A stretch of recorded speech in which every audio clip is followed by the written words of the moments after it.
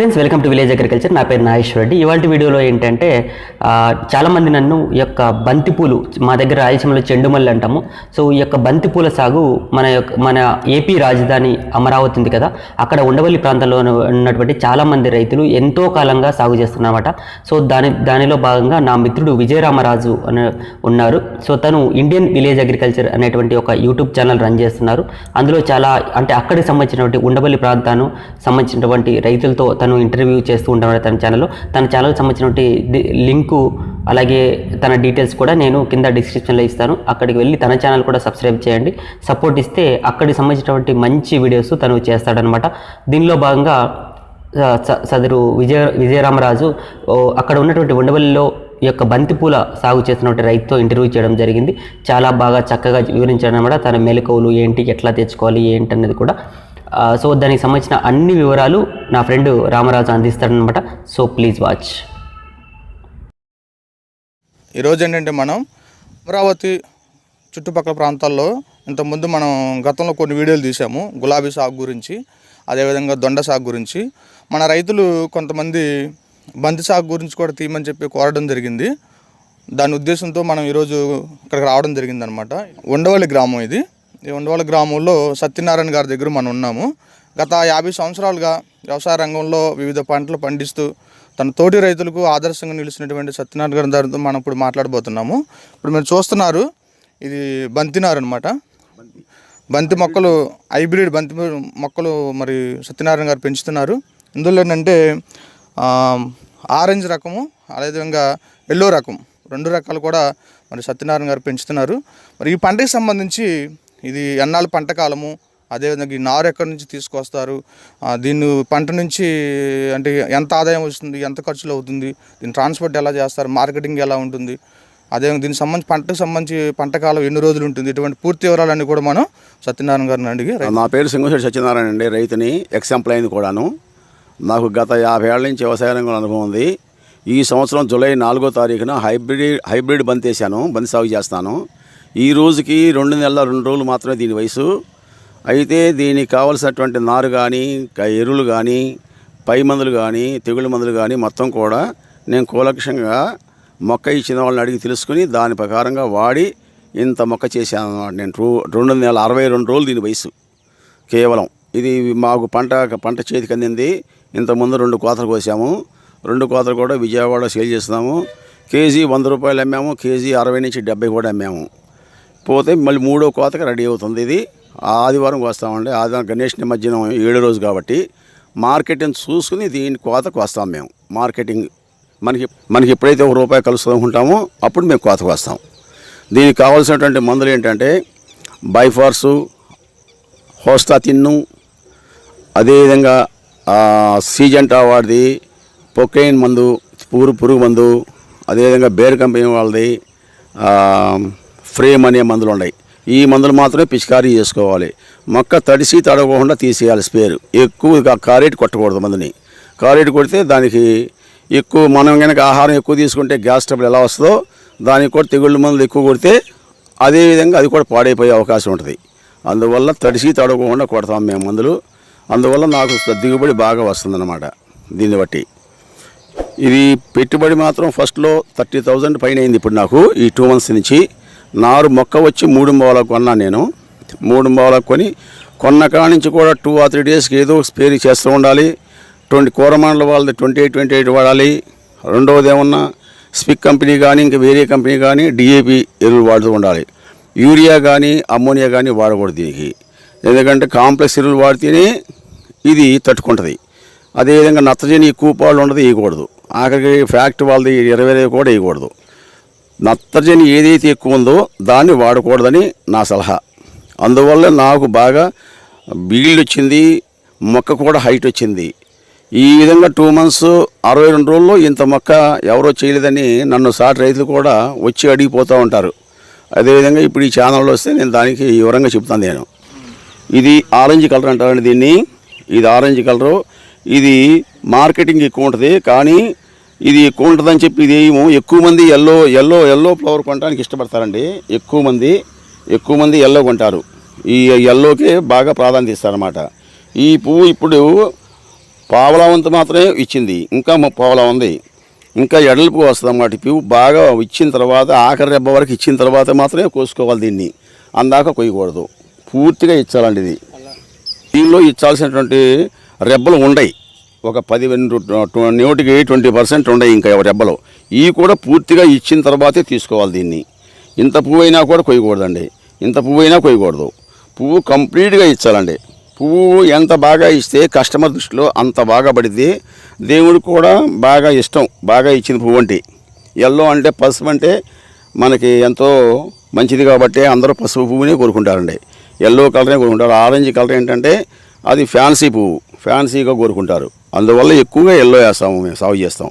3 బావుల పడింది మొక్క, ఇది 60 సెంటు మాత్రమే. నర్సరీ మా ఊళ్ళోనే ఉందండి, అరవింద్ రెడ్డి గారిదని. ఆయన కూడా రైతేనండి, రైతులకి సాధారణ రేటుకి ఇస్తాడంటే ఎక్కువగా కూడా లాభం వేసుకోడు. ఆయన చూసిస్తాడు. ఈ మొక్క వచ్చి 3 బావుల కొన్నానండి నేను. ఇందులో 3650 మొక్కలు కొన్నాను నేను. మళ్ళీ పైన ఎక్కడన్నా కుక్కలు నక్కలు ఏమన్నా కెలిగిన మొక్కలు చచ్చిపోతే మళ్ళీ దాని స్థానంలో 150 మొక్క వేసానండి. మళ్ళీ నేను ఆ మొక్క వేసి ఎక్కడా కూడా భూమి ఖాళీ లేకుండా మొత్తం మొక్క వేసి పైరు ఎక్కువ పెంచుకున్నానండి పైరుని. సుమారు ఎకరానికి వచ్చి మనకి నారు ఎన్ని మొక్కలు పడతాయండి?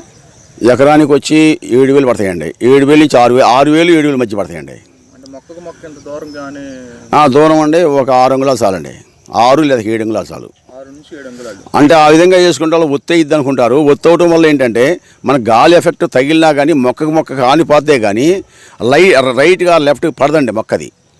రైట్కి లెఫ్ట్కి పడదాని హీల్ ఉంది. ఎందుకంటే ఒత్తుగా ఉన్నప్పుడు ఏమైందంటే ఒకదాని మీద ఒకటి ఆనుకుంటాయి, ఎడంగా ఉన్నాయనుకోండి పడిపోయే అవకాశం ఎక్కువ ఉంటుంది. ఇప్పుడు మీరు చెప్పిన కొలతల ప్రకారం మీరు వెడల్పు పొడవు అని చెప్పారు కదా? అవునండి. ఈ విధంగా ఒత్తుగా ఉండడం కానీ లేదా పలసగా మొక్కలు తక్కువ దూరంలో వేయడం వల్ల కానీ కలుపు అనేది ఏ విధంగా ఉంటుందండి? కలుపు వస్తుందండి. కలుపు ఎందుకు వస్తుందంటే వర్షాలు కనుక గ్యాప్ ఇస్తే కలుపు తీయించుకుంటాము. కలుపుకి కూడా వర్షాలు అందుబాటులో లేవు మాకు. ఇవాళ ఫుల్ వర్షాలు పడటం వల్ల మాకు కలుపు ఎక్కువ వచ్చింది. దాన్ని ఏం చేస్తామంటే కంకి రాకముందే కోపిచ్చేసి తర్వాత పొడి వాతావరణం వచ్చేప్పుడు చెక్కిచ్చేస్తాం. కలుపుకి ఏదన్నా పిచికారీ చేస్తారండి? కలుపు కాస్త పిచికారీ చేయకూడదండి దీనిలో ఏమీ కూడా. పిచికారీ చేస్తే మనకి గ్రోత్ తగ్గిపోద్దండి, మొక్క ఎదుగుదల కూడా తగ్గిపోద్ది, భూమి కూడా సారం తగ్గిపోద్ది. దానివల్ల మట్టి పరిస్థితిలో కూడా మనం అసలే కలుపుని తీయించుకుంటామో లేకపోతే చెక్కించుకుంటామో చేయాలి తప్ప, అంతేగా తప్ప అసలే ఆ మందు వాడకూడదండి. ఆ మందు వాడకూడదు. భూసారం తగ్గిపోవడమే కాకుండా మనకి 10 టన్నులు అయ్యే పువ్వు 6 టన్నులు అయ్యిద్దండి. మొక్కకి దానికి తలనొప్పి కదండి. ఒక మొక్కను చంపే ముందు మనం చేలో వాడితే పక్క మొక్క కూడా తలనొప్పే కదా అది. దాని మొక్కకి ఎఫెక్ట్ కొడుతుంది బాగా. ఎట్టి పరిస్థితిలో కూడా దాన్ని చేయకూడదు, మనం పిచికారీ చేయకూడదు. ఖర్చు భరించాలి తప్ప, ఖర్చు భరిస్తే ఇంకో రూపాయి వస్తుంది. మనకి ఏమైంది? ఒక ఎకరానికి సుమారు మీకు ఎంత ఖర్చు అవుతుంది సార్? మనకి నారుకు కానీ పురుగు మందులకు కానీ ఒక ఎకరానికి వచ్చి సుమారుగా 50,000 పైన ఖర్చు అవుతుందండి. ఒక ఎకరానికి 50,000 పైన ఖర్చు అవుద్ది. పంటకాలం ఎన్ని రోజులండి? పంటకాలం 5 months ఉంటుందండి. జాగ్రత్తగా పోషణ చేసి దీనికి మళ్ళీ మొక్క పడిపోకోకుండా కర్రల పాతాము చూడండి. ఇప్పుడు ఈ కర్రల పాతి అటు పక్క ఇటు పక్క వైర్ వేసామండి. ఇదిగో ఈ వైరు ఇట్లా వైర్లు వేసామండి. ఇదిగో ఇట్లా వైర్ వేసామని చూడండి. ఇది వైరు మీకు అట్లా చూపిస్తా. వైర్ ఇదిగో కర్రల పాత వేసండి చూడండి. ఎన్ని కర్రలు కదా, కర్రల పాత వేసి ఆ పక్క వైరు కట్టుకుంటే ఏమైందంటే అటుపక్క ఇటుపక్క పడదండి మొక్క, పడకోకుండా మధ్యలోనే ఉంటుంది అనమాట. స్టేబుల్గా ఉండడానికి స్టేబుల్. సపోజ్ ఒక మన ఎవరన్నా కొండెక్కేటప్పుడు తాడు కనుక ఎలా రోప్ వేసుకుంటారో అలా దీనికి ఆధారం అన్నమాట. ఆ పక్క లెఫ్ట్గా రైట్కి పడదు మొక్క. ఆ వైర్ వేసి కట్టుకోవాలి 2 పక్కల. వర్షం వచ్చినప్పుడు కూడా మొక్క అనేది స్టాండర్డ్గా వర్షం వస్తే పడదండి, గాలి వేస్తే పడిద్ది. వర్షంలో గాలి వేసింది అనుకోండి టప్పం పడిపోయింది మొక్క. ఎక్కువ గాలి రావడం వల్ల ఇప్పుడు ఏమైందంటే ఇది వరగదిక. అటుపక్క ఇటుపక్క వైర్ ఉంది ఇప్పుడు దీనికి. ఈ సాలుకి అయినా సరే వైర్లు ఉండే కర్రలు ఉండే చూడండి. మీకు ఆ కర్రలన్నీ కూడా మనం కావాలని వేస్తున్నాం. ఇప్పుడు వచ్చేసరికి 5 నెలలు పంటకాలం అన్నారు కదా సార్ మీరు? అవును. ఈ 5 నెలల పంటకాలంలో మీరు నారు విత్తిన తర్వాత మీకు ఎన్నాళ్ళకి అంటే మొదటి నెలలో పంట వస్తుందా, 2వ నెల వస్తుందా, ఎట్లా? 2 నెలల చివరిలో వచ్చేసిందండి పంట. నేను పోయిన సండే 1st తారీఖు కోసానండి. అంటే 3 రోజులు ముందే కోసాను. 2 నెలలు వెళ్ళక ముందే కోసాను. కోసి అమ్మేసాను మార్కెట్లో. మళ్ళీ 2వ కోత కోసాను. మళ్ళీ నిన్నగాక మొన్న అంటే 3వ తారీఖు కోసాము మేము. 3వ తారీఖు 4వ తారీఖు కోసాము. మళ్ళీ ఇప్పుడు రేపు సండేకి వస్తున్నాం. 8వ తారీఖు వస్తాం. అంటే సుమారు పంటకాలం 5 నెలలు, 2వ నెల కాడి నుంచి పంట అనేది మనకి స్టార్ట్ అవుతుంది. 2వ నెల చివరి కాడి నుంచి పంట స్టార్ట్ అయ్యిద్దండి. ఈళ్ళు వస్తుంది. మొత్తం 5 months దాని లైఫ్.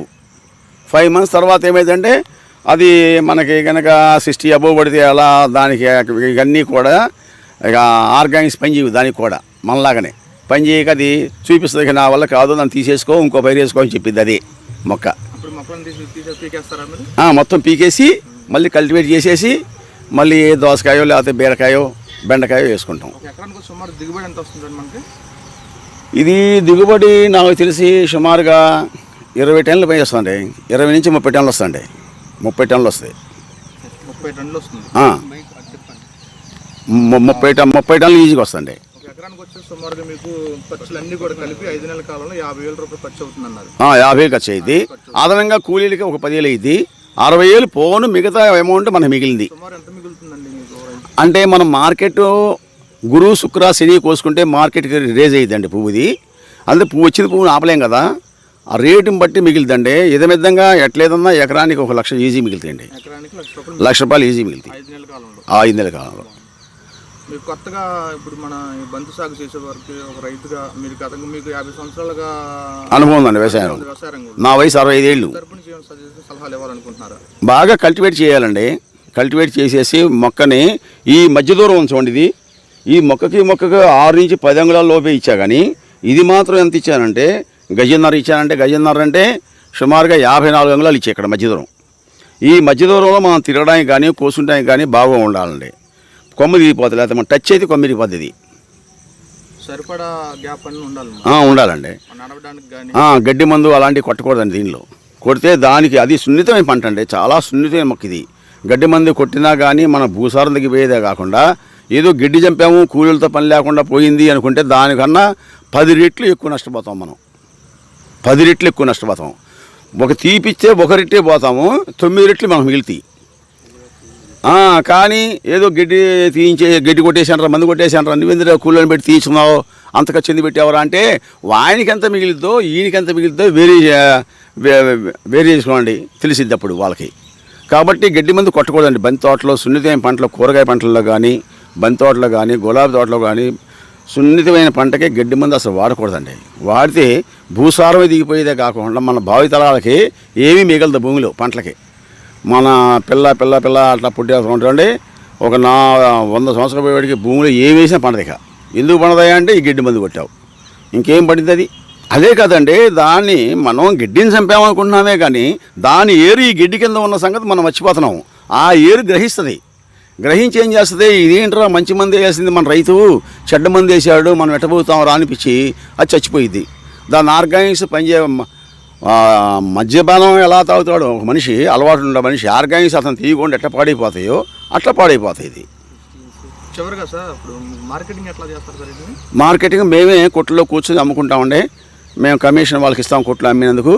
ఆ కమిషన్ చేసి మిగతా డబ్బులు తెచ్చేసి ఇక్కడ కూలోళ్ళు కోసిన వాళ్ళకి ఇంతకుముందు ఏమన్నా బాకీలు కొట్లో మందుల కొట్లో ఏం బాకీలు పెట్టామా ఏంటని చూసుకుని వాళ్ళు అందరూ ఇచ్చేసిన తర్వాత మా రూపాయి మిగిలిన ఏ రోజు కావాలి ఎప్పటికప్పుడే దీనికి అయ్యం ఖర్చు ఎంత, ఒక పేజీ మీద రాబడి ఎంత, మిగులు ఎంత మనకి అనేది రాసుకోవాలండి.